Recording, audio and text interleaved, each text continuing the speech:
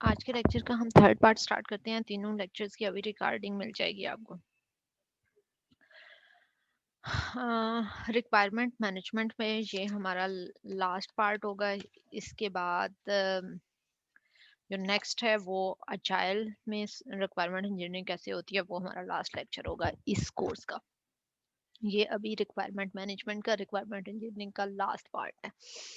हमने इससे पहले ट्रेसिबिलिटी के बारे में पढ़ा है। ट्रेसिबिलिटी इंफॉर्मेशन में क्या क्या होता है, ट्रेसिबिलिटी कौन कौन सी टाइप्स की होती है, ट्रेसिबिलिटी टेबल्स बनाए जा सकते हैं, कौन सी इंफॉर्मेशन सेव होती है।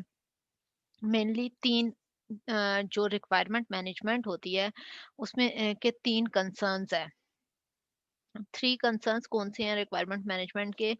चेंज को मैनेज करना, और requirements to requirements traceability, relationship management करना, requirement to requirement and requirement to other artefact, design and code. आपको ये रिलेशनशिप मैनेज करना, ये रिक्वायरमेंट मैनेजमेंट में आता है।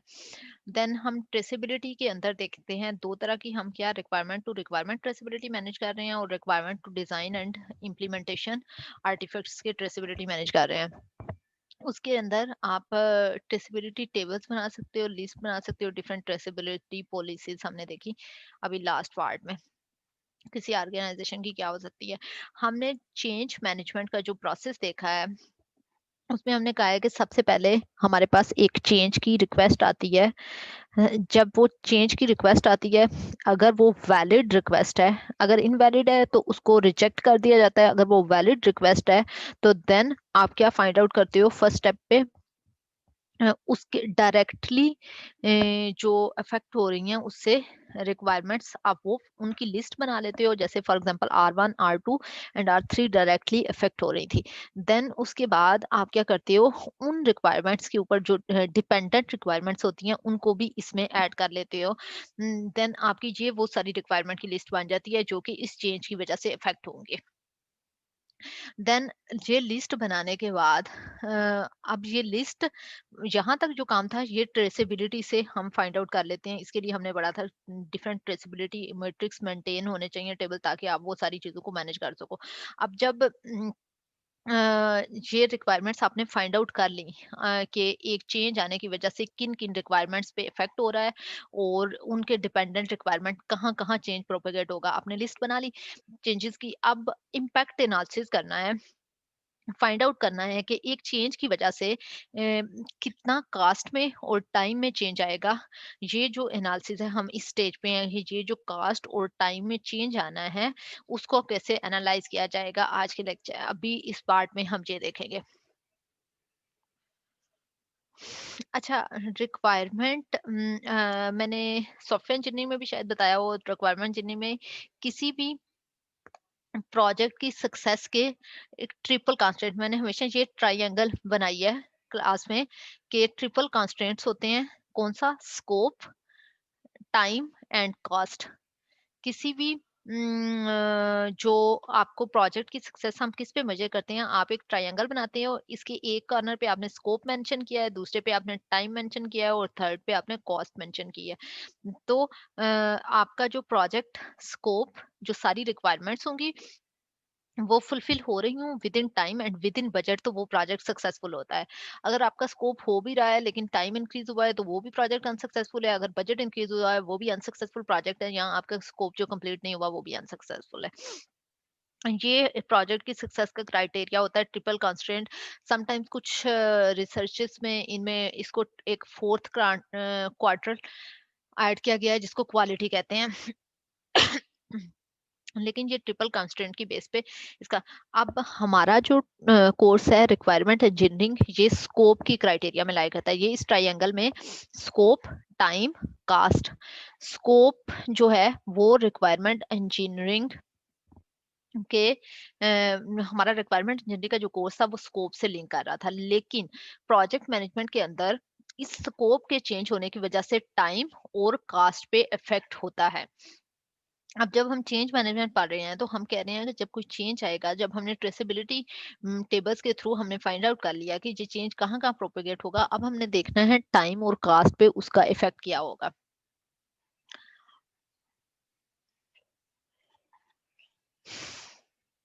रिक्वायरमेंट्स, हम ट्रेसेबिलिटी मैट्रिक्स जो इन्फॉर्मेशन सेव करते हैं वो क्या करते हैं, requirements to requirement, traceability requirement information save करते हैं requirement to design, requirement to code. ये हमने पहले बात की। इसका क्या मतलब है, रिक्वायरमेंट टू रिक्वायरमेंट के एक रिक्वायरमेंट किन दूसरी रिक्वायरमेंट पे डिपेंड कर रही है, या किन दूसरी रिक्वायरमेंट्स को अफेक्ट करती है, आप ऐसे कह सकते हैं। अब ये इन्फॉर्मेशन सेव करने से क्या फायदा होगा, जब हम किसी चेंज को आएगा और उस चेंज से कितनी रिक्वायरमेंट है चेंज होना है, हमने ये फाइंड आउट कर लिया। सेकंड और थर्ड में आप रिक्वायरमेंट से डिजाइन पे कितना इफेक्ट होता है और रिक्वायरमेंट से कोड पे क्या इफेक्ट हो रहा है वो सेव कर रहे हो। इन दोनों से हमें क्या मिलेगा, अब जब हमने फाइंड आउट कर लिया कि जैसे कोई चेंज आया, हमने फाइंड आउट कर लिया requirement to requirement traceability matrix से फाइंड आउट कर लिया कि R1, R3 और R7 ये वो सेट ऑफ रिक्वायरमेंट है जिनमें इस चेंज की वजह से इफेक्ट होगा। अब ये तीनों रिक्वायरमेंट्स जब हमने फाइंड आउट कर ली, अब हमने देखना है इनके चेंज करने की वजह से डिजाइन में कितना चेंज होगा, कोड में। यहाँ से हम कॉस्ट और टाइम में चेंज की तरफ जा रहे हैं। इनसे हम कैलकुलेट करेंगे कि इनकी वजह से कितना डिले आएगा और डिले आने की वजह से हमें कितने एक्स्ट्रा पैसे लगाने पड़ेंगे प्रोजेक्ट पे, ये फाइंड आउट करेंगे। अच्छा, एक चीज, अगर मैं बात करती हूँ, जैसे हमने रिक्वायरमेंट्स हमारे पास थी, चेंजेस आई हैं प्रोजेक्ट के अंदर, चेंज रिक्वेस्ट आई। रिक्वायरमेंट मैनेजमेंट का क्या मतलब था कि वो चेंजेस को हैंडल कर रहा है। चेंज रिक्वेस्ट आई, चेंज रिक्वेस्ट आने के बाद हमने चेंज वैलिड थी, वैलिड के बाद हमने देखा कि वो किन रिक्वायरमेंट्स डायरेक्टली अफेक्ट किन रिक्वायरमेंट को कर रही है, R1 और R3 था। और देन हमने कहा कि ये डिपेंडेंट किन पे है, वो फाइंड आउट किया तो हमारी R7 पे डिपेंडेंट थी। अब हमारे पास एक लिस्ट बन गई R1, R2, R1, R3 and R7 की, तीन रिक्वायरमेंट्स की एक लिस्ट बन गई। अब हमने देखना है कि R1 जो है वो डिजाइन के अंदर कितना इफेक्ट कर रही है, R2 की वजह से डिजाइन के अंदर क्या चेंज हो रहा है, R7 की वजह से क्या चेंज हो रहा है। देन कोडिंग मॉड्यूल में R1 की वजह से कितना चेंज आ रहा है, R2 3 की वजह से कितना चेंज आ रहा है और R7 की वजह से कितना चेंज आ रहा है। अब इनको, ये जो काम किया जा रहा है, अब इनको डिफरेंट लोग एलोकेट होंगे, रिसोर्सेज एलोकेट होते हैं। जैसे मैंने कह दिया है कि क्लास डायग्राम रिसोर्स वन ने बनानी है, उसके रिस्पॉन्सिबल है कोडिंग मॉड्यूल, जो वन है वो डेवलपर वन बना रहा है और डेवलपर टू जो है वो कोडिंग मॉड्यूल थ्री बना रहा है, और एक और रिसोर्स है जो कि आर्किटेक्चर डिजाइन बना रहा है। अब ये डिफरेंट रिसोर्सेज जो हैं, वो रिसोर्सेज जब यहाँ पे R1, R3 और R7 में चेंज आया है तो उस चेंज की वजह से डिजाइन में भी चेंज आया है, कोड में भी चेंज आया है।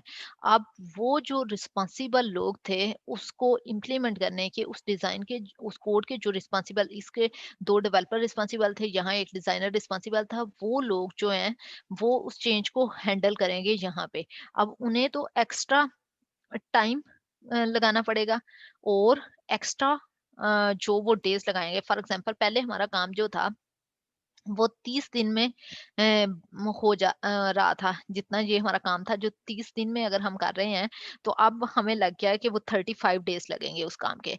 अब यहाँ से हम क्या करते हैं, ट्रेसेबिलिटी इंफॉर्मेशन से ही फाइंड आउट कर लेते हैं, क्योंकि आपके 5 डेज एक्स्ट्रा लगे हैं, उन 5 डेज के लिए आपको एक्स्ट्रा उन रिसोर्सेज को पे करना पड़ेगा।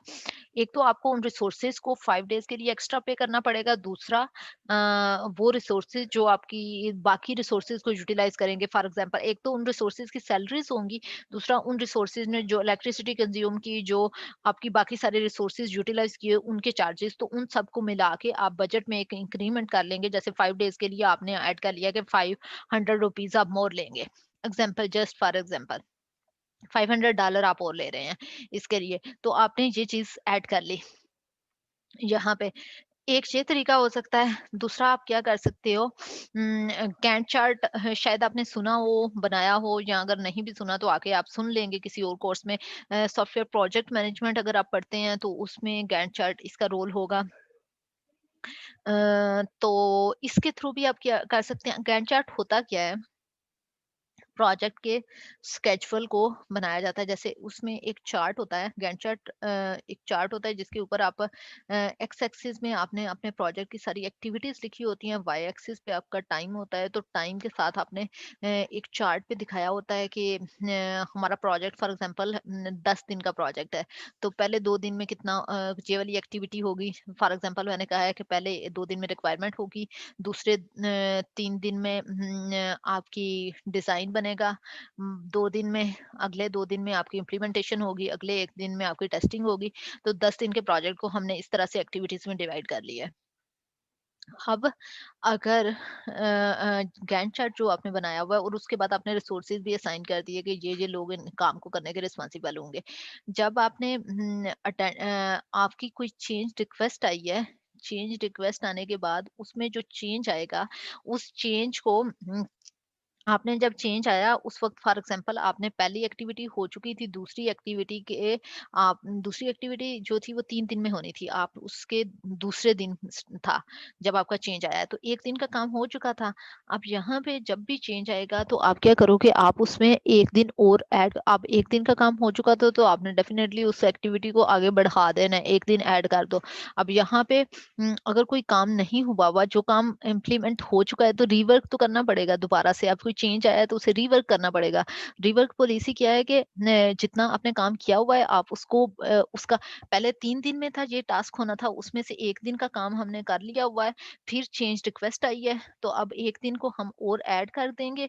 तो ये आगे जाके जब 1 दिन इंक्रीज़ हुआ है, तो टोटल प्रोजेक्ट के टाइम में भी इंक्रीमेंट होगा, और इधर से जो टाइम में इंक्रीमेंट होगा उसके अगेंस्ट आप कास्ट फाइंड आउट कर लोगे कि कितना पे ज्यादा करना पड़ेगा, और उस पेमेंट के अगेंस्ट आप फाइंड आउट कर लेते हैं कि हमारा बजट और स्केड्यूल जो है एस्टिमेशन के उसमें कितना इंक्रीमेंट होगा इस रिवर्क पॉलिसी में।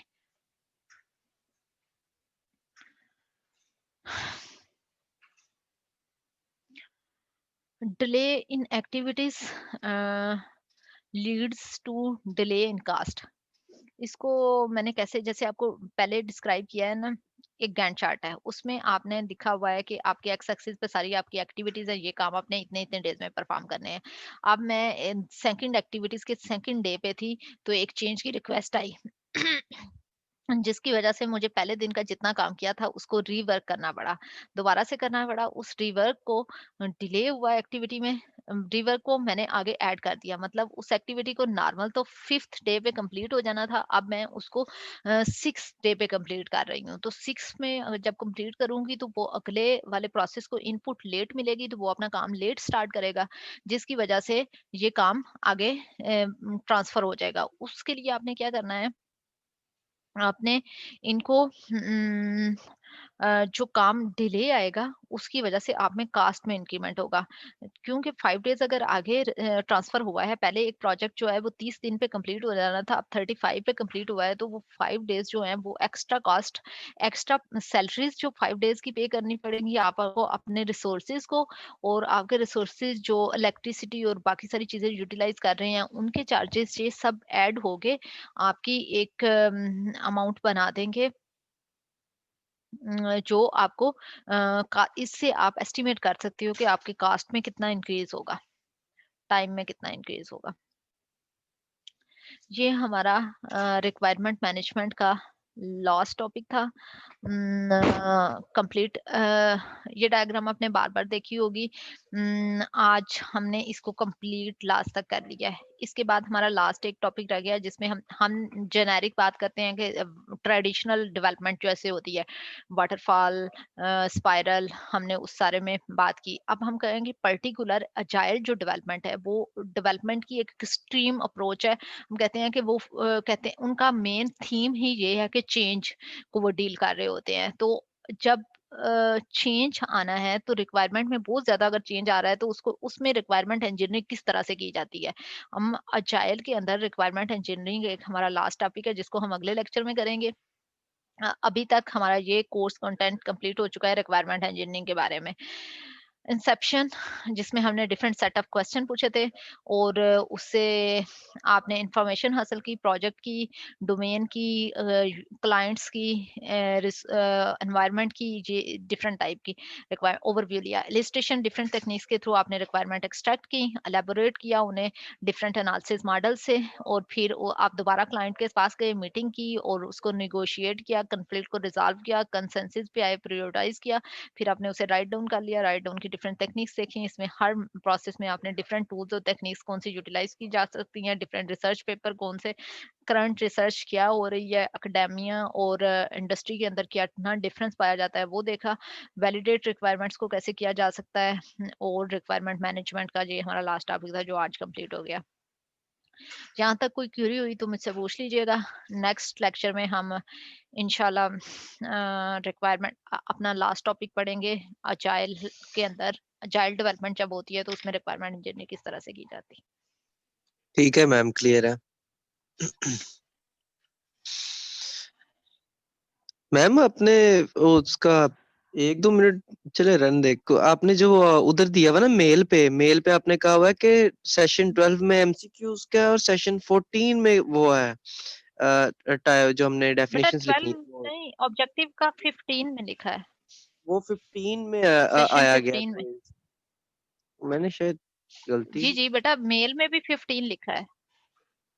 मेरे से शायद गलती होगी, मैं वहां ढूंढ रहा था फिर मुझे 15 में जाके मिला था।